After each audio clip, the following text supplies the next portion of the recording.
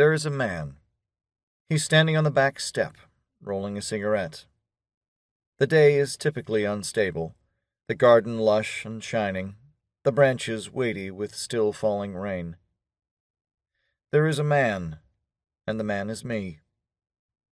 I'm at the back door, tobacco tin in hand, and I am watching something in the trees, a figure standing at the perimeter of the garden where the aspens crowd in at the fence. Another man. He's carrying a pair of binoculars and a camera. A bird watcher, I'm telling myself as I pull the frail paper along my tongue. You get them in these parts.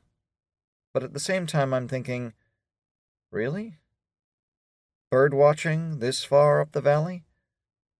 I'm also thinking, where's my daughter, the baby, my wife? How quickly could I reach them if I needed to? My heart cranks into high gear, thudding against my ribs.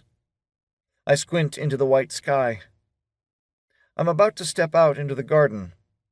I want the guy to know I've seen him, to see me seeing him.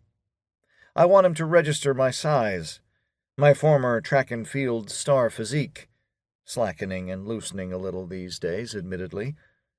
I want him to run the odds, me versus him, through his head. He's not to know I've never been in a fight in my life and intend it to stay that way. I want him to feel what I used to feel before my father disciplined me. "I am on to you," he would say, with a pointing finger directed first at his chest, then mine. "I am on to you," I want to yell while I fumble to pocket my cigarette and lighter.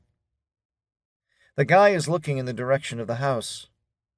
I see the tender spark of sun on a lens and a movement of his arm that could be the brushing away of a hair across the forehead or the depression of a camera shutter. Two things happen very fast. The dog, a whiskery, leggy, slightly arthritic wolfhound, usually given to sleeping by the stove, streaks out of the door, past my legs and into the garden, emitting a volley of low barks, and a woman comes around the side of the house. She has the baby on her back.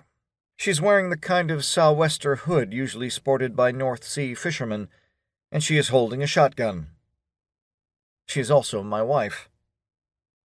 The latter fact I still have trouble adjusting to, not only because the idea of this creature ever agreeing to marry me is highly improbable, but also because she pulls unexpected shit like this all the time. "Jesus, honey!" I gasp, and I am momentarily distracted by how shrill my voice is. Unmanly doesn't cover it.